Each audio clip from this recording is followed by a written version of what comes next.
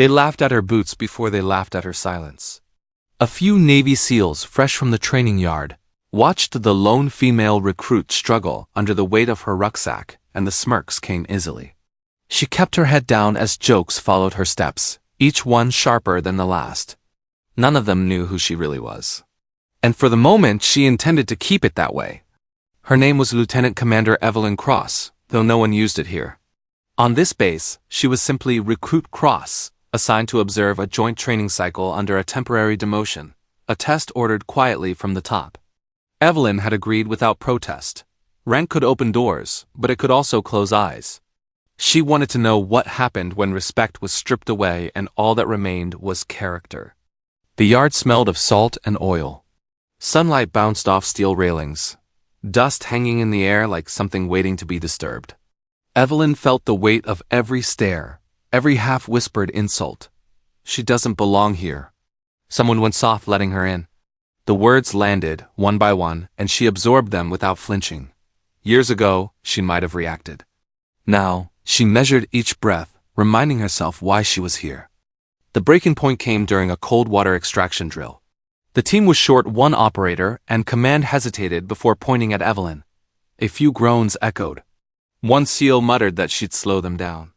The ocean was unforgiving that morning, dark and restless. As they entered, waves slammed against their chests, knocking the air from their lungs. Evelyn moved without hesitation, her body remembering what her mouth did not say. When one man faltered, panic flashing in his eyes, she was already there. Her grip was firm, her voice calm. She guided him through the surge, counting his breaths until the shore was beneath their boots again. For a moment no one spoke. Then the jokes resumed, quieter this time, unsure of themselves. Whispers followed her after that. She's tougher than she looks. Still doesn't mean she belongs. Moral tension sat heavy in the air. Evelyn felt it too. Was it right to let them believe she was lesser? Was silence a lie if it served a greater truth? Each day she waited for the answer.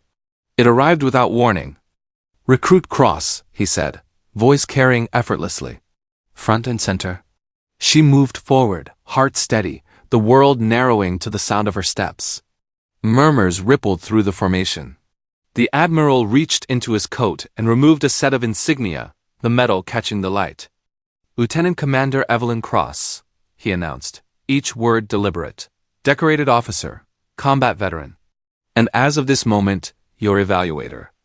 One of the SEALs stepped forward, voice tight. "Ma'am, He stopped, unsure where apology ended and excuse began. Evelyn raised a hand gently. Her voice, when she spoke, was warm, steady. "I don't need apologies. I need honesty. And I need to know you'll follow the right person, not just the loudest one." Later, as the formation broke, something changed. Men who once mocked now nodded in respect. One quietly thanked her for saving him in the water. She listened. She always did.